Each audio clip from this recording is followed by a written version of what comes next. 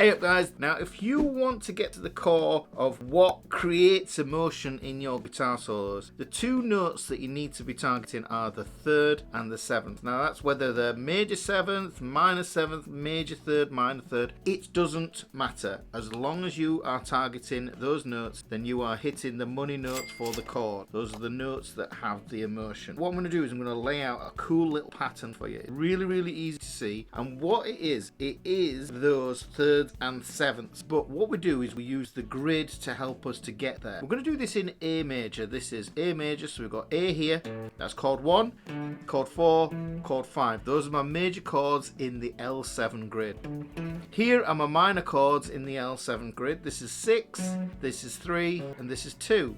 So what I can do with those is I can turn those into seventh chords. And if you don't know what a seventh chord is, a seventh chord is basically a triad with another note added on top. Think of it as a cherry on top. It gives you double the emotion for the chord as well. It's really cool. So what we do is we take chord 1. This is chord 1. You can see the diagrams on screen. Here's chord 2. This is a minor 7. Here's chord 3, which is also a minor 7. So these first three chords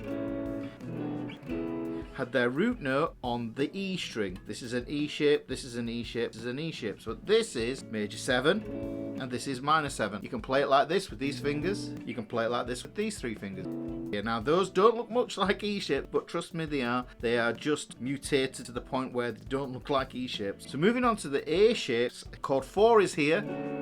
We're going to play this A shape now. If you notice, what I've done is I've switched down to the A string. Chord 5 could be here, and we could play it using this A7 shape, but just a little sneaky tip here, guys, is wherever that is, that same root note for an A shape as it is for a C shape. There's an A7 shape, and this is a C7 shape. We get the same chord there. That's whatever that note is there is going to be the same as that. So this is an E7, this is an E, this is a 7. I'm going to turn it into a 9 because that's quite nice and I like that sound. And then what we get is, if we remember, this is going to be major, major. That's major, but it's our dominant now because we've added the 7th. We're going to get that funky dominant chord there. Then what happens here is we get the 6. Remember, it goes 2, 3, 6. Now it's easy to remember with the 2, 3, and 6 that these are just minor 7 chords. So minor 7, minor 7, and then I'm going to play the minor 7. 3 fingers here like this. Did you notice there was no barring really in and amongst that, apart from this one? But even then, I don't have to bar. I can just hold the root note down with just my first finger there. I'm not even barring. So we've got chord 1, chord 2, chord 3, chord 4, chord 5, chord 6. Those are the main chords that we're looking at here. So we've established our shapes. Now what we're going to do is we're going to take notes away. And this is exactly what happened before, really, if you think about it. When we played that major 7 there, what we did was modified it. That would be the full major 7 shape, but we're not going to play it like that. We play it like this. Well, let's strip this down even more, and we just get to the money notes. These thirds and sevenths that I was talking about earlier on. These are the money notes. This is the 7th, major 7th, and this is the major 3rd of that chord. And that's for chord 1. Now, if I go up here, here's the minor 7. This is the root note. There's no 5th in this chord. This one's got minor 7th and a minor 3rd. This shape does exactly the same thing.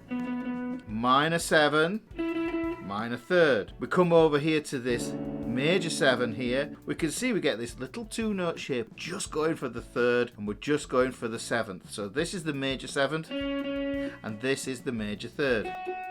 Even though we're using that shape, we're going to revert back to this A shape here because we want to find out the flat 7 and the major 3rd. Now notice that, guys, flat 7 and major 3rd. This is the difference between major 7 and dominant 7 chords, guys. Major 7th chords have major 7th and a major 3rd, whereas a dominant chord, it has the major 3rd, but it has a minor 7th. Well, if you think about it, that's going to cause some tension because we've got a major and a minor interval fighting each other. So we've just got those 2 notes. And then remember, here I played this stripped down version of this here. This is an F sharp minor 7. Well, if we just want the money notes, I get this note here, which is my flat 7, and this note here, which is my flat 3rd. So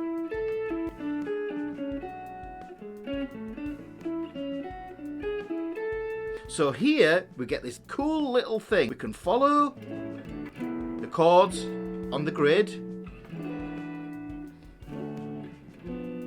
Here, we can go off a little bit with these diminished sounding chords. But the cool thing is now we have this little 2-note pattern idea. This is chord 1. This is chord 2. This is chord 3. Moving over. Chord 4. Chord 5, that dominant chord. Chord 6. Now if we wanted to, I could have the diminished up here as well. And those give you little hotspots to target when you are soloing. So if I just play a simple 2-5-1, I'll play the 2, I play the 5, then I play the 1. Now that's a kind of a clinical way of looking at it, but what we want to do is we want to make phrases and melodies with this. So now you know where to find the money notes on the grid, so you should watch this video that's coming up here, because this is a continuation of this grid idea, and you need to know this, because once you understand the grid and how it works, it makes finding chord scales and arpeggios a breeze. And you'll also learn about key signatures, which are super important for mastering making music. I'll see you in the next lesson.